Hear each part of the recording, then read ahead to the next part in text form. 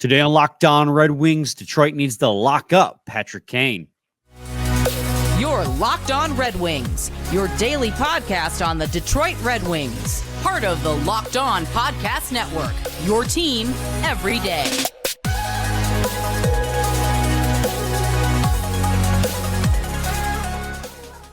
Welcome back to the Locked On Red Wings podcast. We are your hosts, Brian Fisher and Scotty Bentley. I'm a podcast producer for the Daily JAWWJ News Radio podcast. Well, Scotty's the host over at Locked On Tigers, as well as a freelance journalist for the Detroit News. And today's episode is brought to you by Sleeper.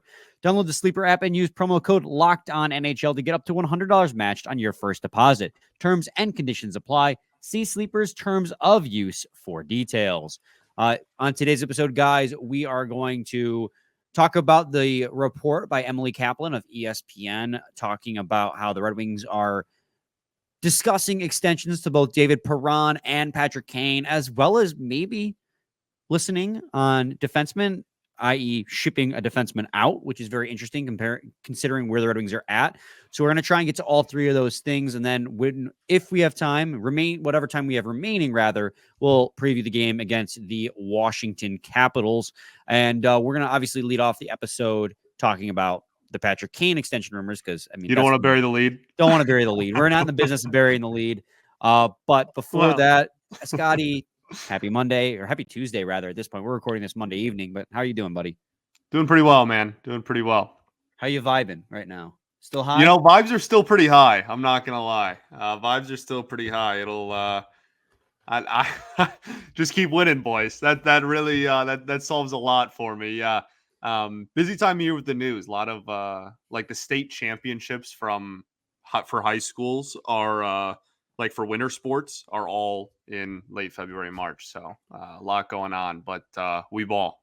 We do ball, as does the Red Wings, as does Patrick Kane, who Emily Kaplan initially in her written article only touched on Perron and the idea that the Red Wings are listening on their defensemen. But then in the pregame against St. Louis, I believe it was. Yeah, it would have been St. Louis because that was the ABC game. She mentioned that the Red Wings are also there are rumors circulating, I should say, that they may be extending Patrick Kane. And Scotty, you and I think, are in the same camp. We talked a little bit before we hopped on here, but an extension to Patrick Kane at this point seems like a no-brainer, right? I think no-brainer is the word. Yeah, I think that's the expression we'll use. I find it very hard to poke holes in the idea unless, it's like a 8-year, like the biggest contract in NHL history. Like, for what we know about this front office, what we know about Yzerman, and what we know about how Kane is playing recently, I really don't see any way that that's not an absolute slam dunk for both sides, but obviously for the Red Wings. Yeah, I mean, for sure, right? He's got 28 points in 27 games. He's positive relative at shot attempt share at 5-on-5, unblocked shot attempt share at 5-on-5, expected goals, which I know I'm not so confident in anymore, but still helps build a picture of how he helps contribute. Obviously, we know his downsides as well, especially as an older player who's never been known to be like a defensive stalwart, but you're really leaning on his puck possession and his ability to drive plays in the offensive zone to help mitigate that, and even, I would say, compensate for that, which he has done so far. He's scored goals in 3 straight games, 2 game winners in overtime.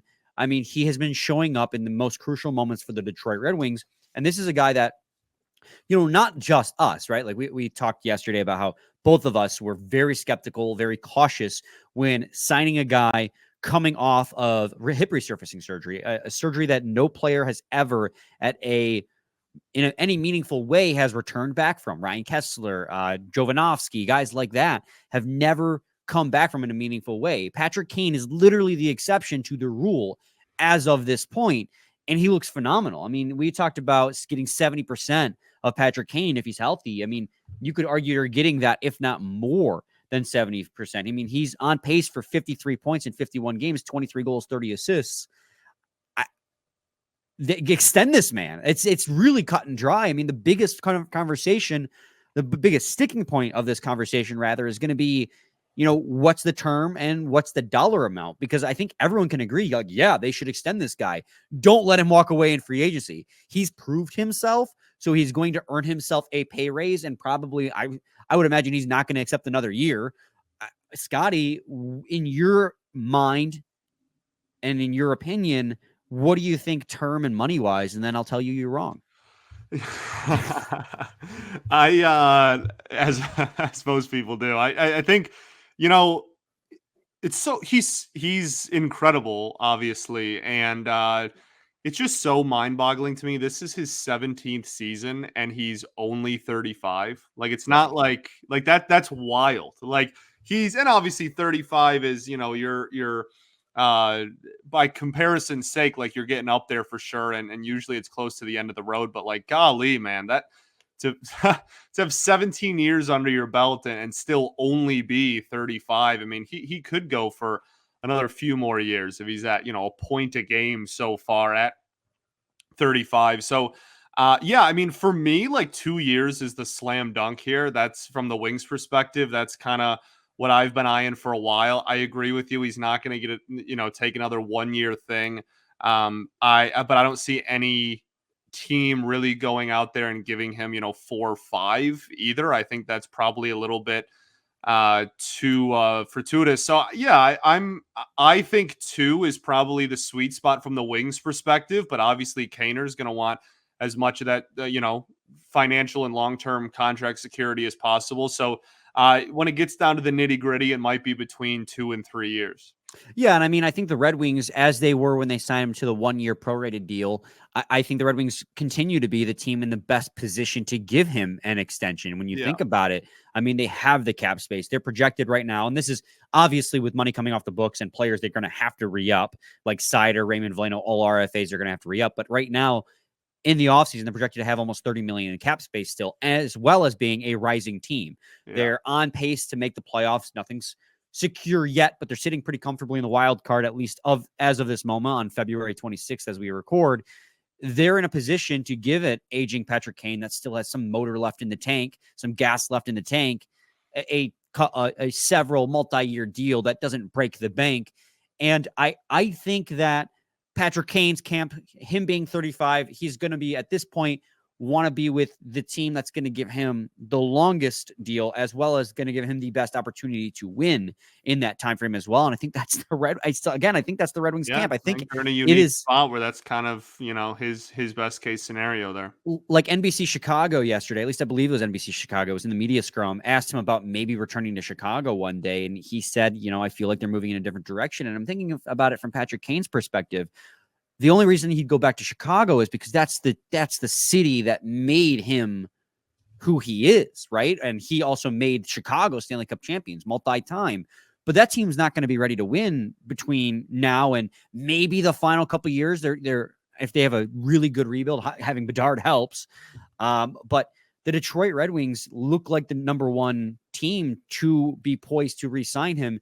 His camp's probably going to want 3, 4, maybe 5 years. I mean, you highball it at the beginning of negotiations.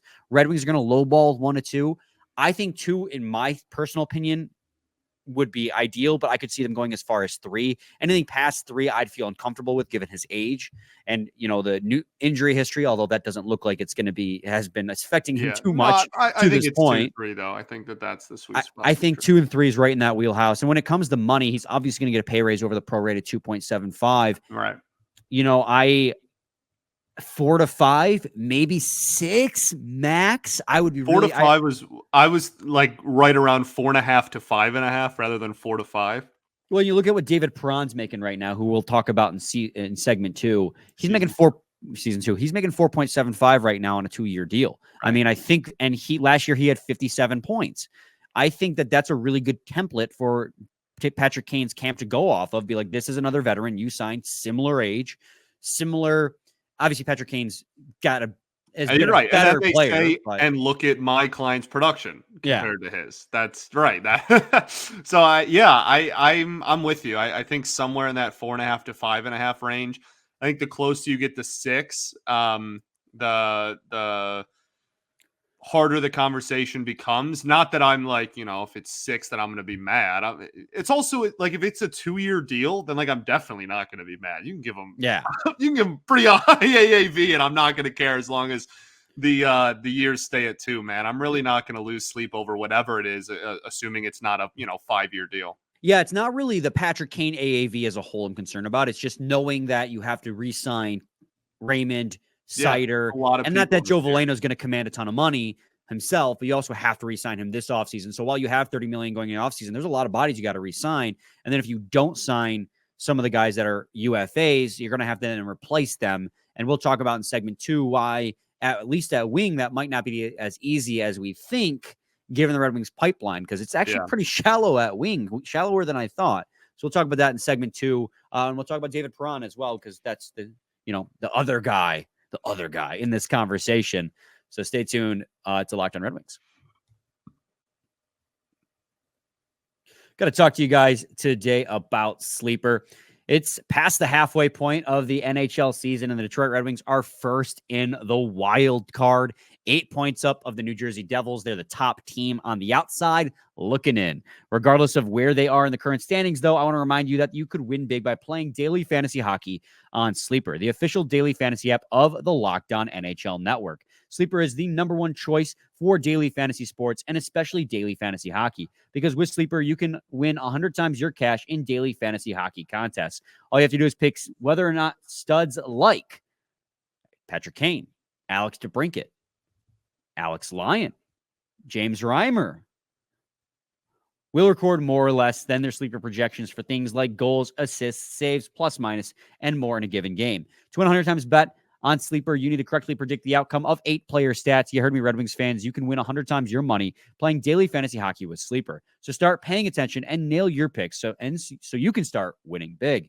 Use promo code LOCKEDONNHL and you'll get up to $100 matched on your first deposit. Terms and conditions apply. That's code LOCKEDONNHL. See Sleeper's terms of use for details and locational availability.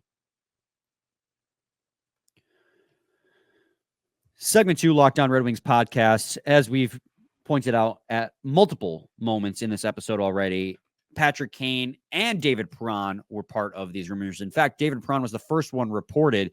Interestingly enough, Scotty, earlier in the season, David Perron was subject of listening to trades, according to Emily Kaplan, that the Red Wings had been, toying with the idea of moving the veteran locker room leader, had 57 points, I think it was last season with the Detroit Red Wings, a little bit slower pace this year. But now that the Detroit Red Wings are hot, playing really well, the tone has shifted from trading him to extending him. And when this came across my feed, my thoughts were a lot more mixed than it came to Patrick Kane, where you and I are in agreement. Patrick Kane, slam dunk, extend him. Curious what the number and the years could look like, but we agreed, extend him. We weren't quite in the same mindset when it came to David Perron. And a lot of that, in the same mindset. We just weren't. You and I were in the same mindset. It just wasn't the same mindset we had toward Kane, for sure. Yeah, and I think a lot of that has to do with the production he has had this year. He is on pace for mid-40s points-wise, but I don't think it's unfair to say that he's showing his age a little bit more this season. Last year, he was great. I think he was second on the team in points, 24 goals, 32 assists, 56 points. 57? I thought it was 57. I just checked. It was 56. I was off by 1 point. Yeah. He had 56 points last year. He's second on the team in points, if I recall correctly. Yeah. You signed him as a UFA. He performed exactly how you expected. You expected him to get between 50 and 60 points. He did just that. This year, I think he looks a little bit slower. Doesn't look like he can play top 6 anymore. Still very good puck protector.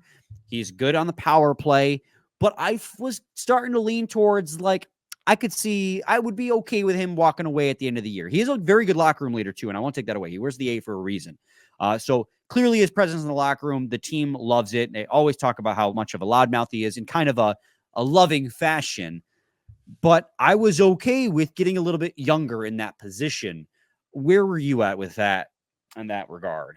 Yeah, no, I was in a similar boat to you for sure, where I was kind of the mindset that this was going to be his last year as a wing. And obviously the team is playing really well and they're not going to be in sell mode. And he's been a productive member of that middle six, kind of third line specifically, most nights lately. And I'm okay with it. I know that this has not been the best sounding endorsement, and it didn't really seem like that at the beginning. I'm totally cool with an extension, but I think if I were to extend Perron, it would be a year. Like, and I don't know how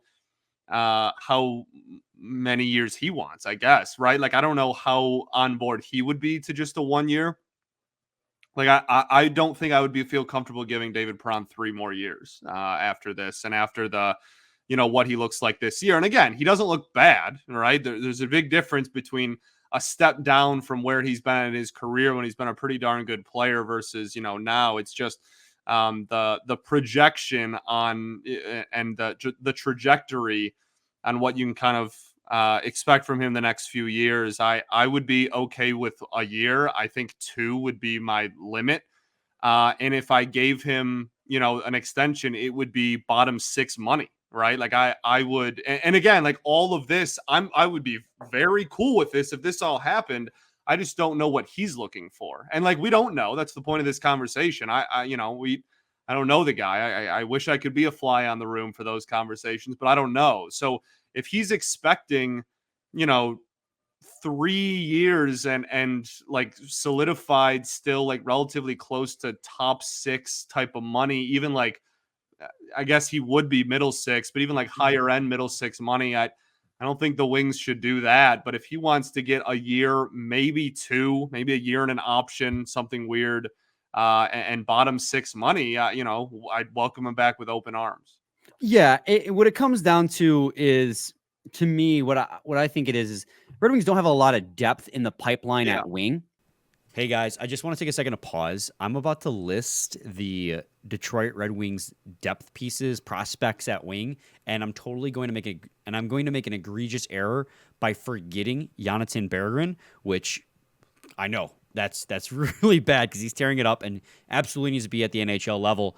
I'm going to mention it in a few minutes after this, continues, because I realize, like, oh my goodness, how do I forget this guy? Because he's been with Simon Edvinsson, the 2 guys who looked most NHL ready at the moment.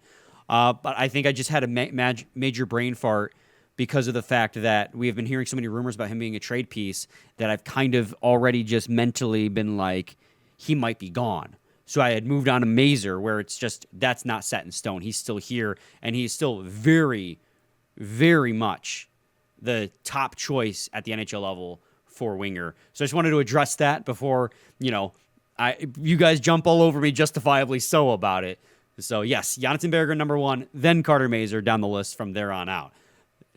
Let's keep the episode going now. Especially the wing that he plays. Your top prospect that can play left wing with David Perron is Carter Mazur. I know Perron can play right wing as well. Other than that, you have Elmer Soderblom, who's had a really slow year with Grand Rapids. Looks like more and more by each passing day, he kind of had a flash in the pan start to last season. Cross Hannes, who had a great season last year prior to his injury, slower this year. Like Carter Mazur on the wing is looking like maybe one of your only, at least soon to be, NHL talents, at the Grand Rapids level. So you're trying to think, okay, how do I replace him? You get younger at the blue line, or younger on the wings, rather. It's tough to do without going back to free agency. But if this guy's jiving with the locker room, why not just keep him on a short-term deal? And that's the big caveat for me, because I'm right there with you in that regard, that I would not give him, where I'm willing to go up to 3 years with Patrick Kane. I'm not willing to go that far with David Perron. I know I'm splitting hairs, it probably sounds like, but max 2 years for David Perron for me, at most comfortable a 1-year extension.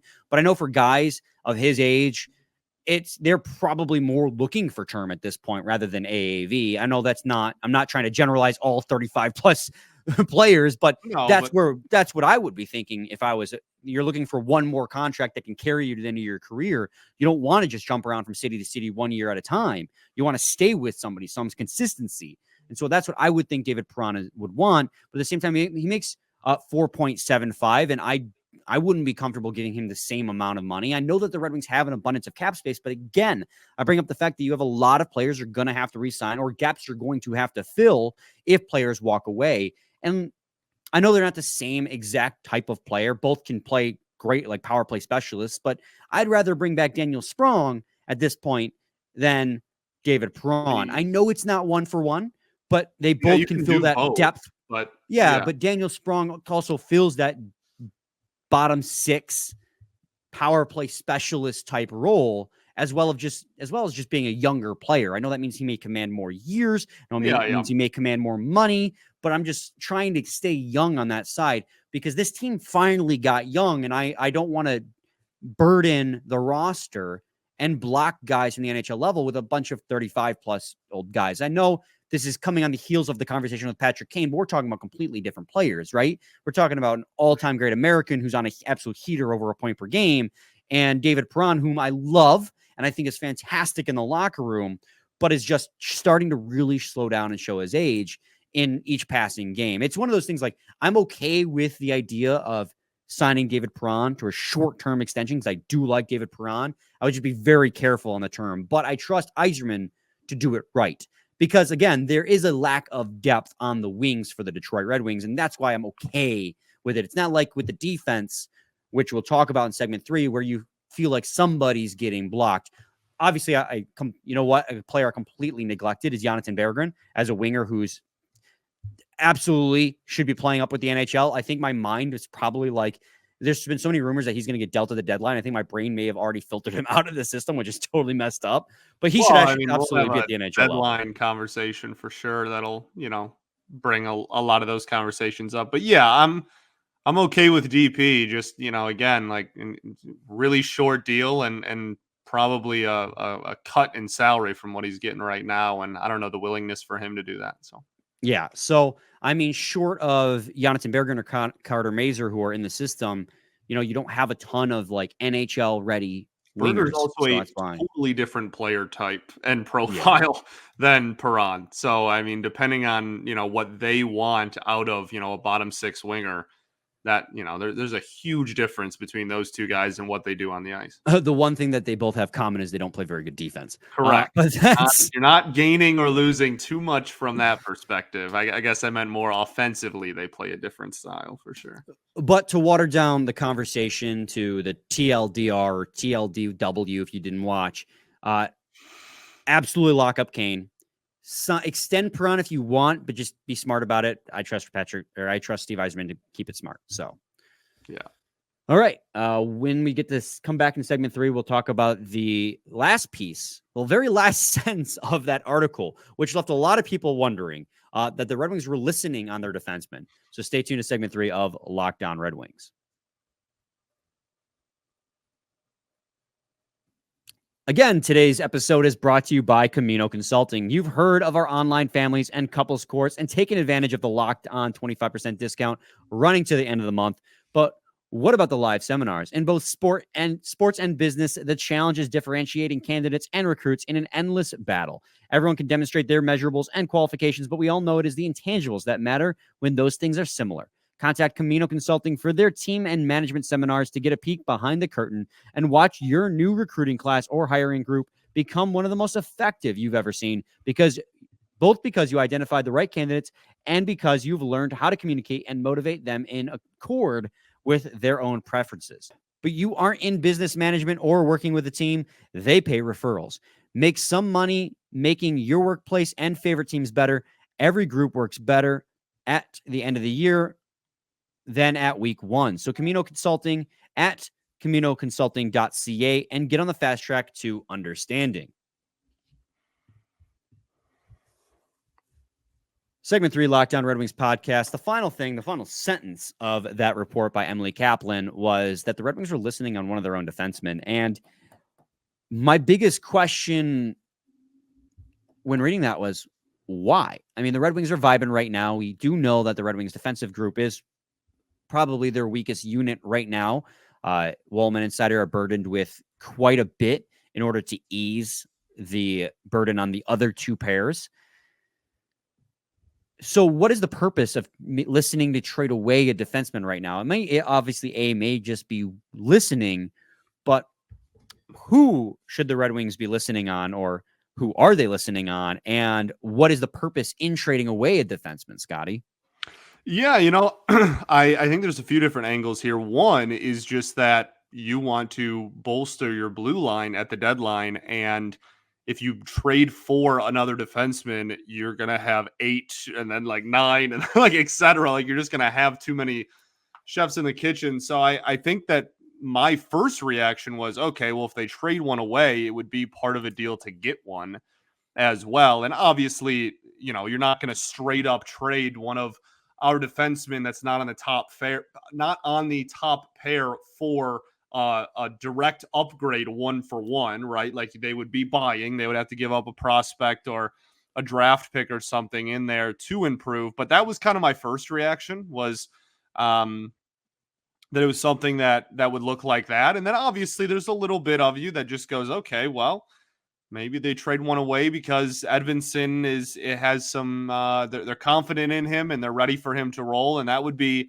a really, really, really bold statement to be like, yeah, we got to the playoffs. Now we're going to get rid of one of our defensemen and play a rookie. Yeah. Like that would be a really, really bold kind of stamp of approval and vote of confidence rather in Edvinsson. So I think my initial reaction is just that if they are in a position where they're like, yeah, we're going to trade a defenseman, it would be because they were bringing one in. Like if you're looking at what they're going to buy, and we'll have, trade deadline episodes and conversations and stuff, once we get closer to around the day itself. But like, I feel like if you're looking at what this team wants to buy at the deadline, I think it's probably, help on the blue line to kind of raise the bar of what they can do defensively. So, that's kind of my initial reaction is it's not getting rid of in the sense of, they're going to trade somebody and Hall is just going to, be an everyday starter now. Like it would be addition by subtraction. Yeah, and I mean, if you're legitimately trying to look at who the best options to trade are on the back end, I mean, obviously Shane Gostisbehere has an expiring deal, and we've been harping on his 5-on-5 play. It has not been very good. Obviously, the 2 assists this past weekend were his first 5-on-5 assists since December 23rd, and we know how bad he is defensively as well, despite playing with a solid depth defensive defenseman in Olli Maatta. So you think, okay, maybe him. But on the flip side, he's also, leading all the defense in points. He's a power play specialist. 5th or 6th on your team in points. Yeah. So, why would you move him? Like, even with everything he does poorly at 5-on-5, right? I think they will. Okay, well, what about Olli Maatta? He's got another year left. He's got no trade clause whatsoever. Yeah. He plays almost every single game. But at the same time, wouldn't that be a pretty important piece for a playoff push for an already struggling defensive core in the Detroit Red Wings? Yeah, I would balk at trading him unless you're getting somebody again. If it's part of a package to get a better defenseman or bring Simon Edvinsson up, that's a different story. But it's just weird. If it was to bring a better defenseman in via trade, it's weird to frame it as the Red Wings are listening on their defenseman, because that makes it sound like they're selling a defenseman rather than they're just packaging one in an attempt to buy. Because if they're buying, then they're the ones hopefully ringing other people up. Sure. Okay, so you're not moving Ben Sherratt. He's got a modified no 10 team no trade clause. Apologies. Jeff Petry's got a modified 15 team no trade clause. Obviously, Petry. Well, that's your bona fide. Even if it's not the best second pairing in the NHL, because I think it's far from the best second pairing, that is the team's second pairing right now. Yeah, you're not moving either of those guys, and even if it is to bring up Simon Edvinsson, and no team's going to want Justin Holl unless you trade him for a 7th round pick and retain half the salary. I mean, no disrespect to Justin Holl, he just hasn't had it this year. No, and like you said, they're in a position where they don't really they're not like gasping for air for cap space either. Like they're not, you know what I mean? Like they're in a position where at least this summer they're going to have some to work with anyway. So, again, if you're truly listening for your defenseman, I think the only reason would be to bring in somebody better. Yeah, and I think the only other thing besides what you just said would be Justin Holl, just trying to move that contract out and maybe retain. But even then, wouldn't you just say they're listening on Justin Holl? Right. Or just the buyout on Justin Holl's 4 years, $1.5 million for 4 years. The generalization of defense is what keeps me going to all right, that's probably, hey, we'll give you a lesser replacement plus obviously, again, like I said, prospect, draft pick, whatever, for a big upgrade there. Yeah, so that raised question marks for me because it was Yeah, framed weird. it's It was weird. framed Yeah. not as if the Red Wings were looking to upgrade, but if they were willing to sell off. And it would make sense if the idea is to bring up Simon Edvinsson. It's just weird to mess with that core with a team that's caught lightning in a bottle right now. For sure. But in the end, it was just a report. Nothing could happen. So yeah, for sure. Yeah. we got to preview the game real quickly against the Washington Capitals. This is an important game for the Detroit Red Wings. Next two are. I know the Capitals and the Islanders are slipping in the standings, but that doesn't give the Red Wings an excuse to give up ground against these teams. The Capitals have not had a really good year. They're barely hanging on the wild card race right now. They are currently 9 points back of the Red Wings, 8 points back of the second wild card spot. They do have 2 games in hand, so this is an important game for the Washington Capitals because they can gain 2 points on the Detroit Red Wings and retain those 2 games in hand. That gives them a better shot of, than hopscotching a team in the wild card. So you don't want to give up ground on them, despite the fact that they're slipping. Goal differential of -31. Alex Ovechkin recently went on a hot streak in scoring, but the point streak has since broken. He's got 42 points in 53 games. He leads the team. Just 16 goals for Alex Ovechkin this season. Dylan Strome is second on the team with 42 and 56. This team is a team that's not scoring a lot. Like, honest to God, is not scoring a lot of goals this year, which is crazy given who Alex Ovechkin is. I mean, this is the first time Alex Ovechkin has looked human in his entire career. But they're carried a lot by Charlie Lindgren's .914 save percentage. The rest of their goaltending is not great. Their power play is near the bottom of the league. Penalty kill is a little bit better. This is really not a good hockey team. They got hot recently, but they're not a really good hockey team. So you cannot let them come to your barn and beat you, despite the fact, like, yes, I understand the Red Wings are on a 5-game win streak. At some point, it's going to break, but it can't be to the Capitals with how poor they have been this season. What if we never lose again, Brian? Yeah, man, I completely agree with you. They also have a boatload of injuries for whatever that's worth, of varying degrees as well. I mean, they have a lot of guys who have missed like pretty significant time this year, and then they have guys who are hard day to day. But like their injury report right now, like Oshie out, Backstrom out, Mantha day to day. Like it's like there are guys that are kind of fixtures, and at least have been fixtures over the last couple of years for them, that are either not going to play or are going to be kind of close to game time decisions. And yeah, this is quite literally the 32nd, 31st, 30th, third worst goal scoring offense in the entire NHL. I mean, the 30th in goals scored a game, and their goaltending and defense is like middle of the road. So yeah, that you're absolutely right. The biggest thing surrounding this team is just an inability to score goals, and they're hanging on by a thread, like you said. But this is a home game. You are absolutely buzzing, right? And you finally get that day off after the back-to-back. You come home. This should be a game that you can win, should win, and you can really, again, like for a team that's right in the thick of that kind of top higher teams that are just out of the postseason picture, you can really just kind of stomp your foot down and make that gap even bigger. Important to note too, they'll be on the second half of a back-to-back, as well as they are playing Ottawa at home on Monday night. So obviously that game has not yet, puck has not yet dropped in that game as we record this. But that's another factor too. Just like I understand, at some point the 5-game win streak has to end, but it can't end against Washington. Yeah. So the next 2 games are, I mean, heck, at what point none of these games are not important anymore. You're in the thick of a playoff race. Every 2 points is going to matter because you don't want to give up points to anyone, but especially against teams that are chasing you down in the wild card. Because games against Washington and the Islanders are essentially 4-point swings. You stay at 0, they gain 2 on you. So. Yeah. Anyway, Scotty, what do? We ball, baby. We ball regardless. So stay tuned for our game recap of the Washington Capitals. Same time, same place. It's your team every day.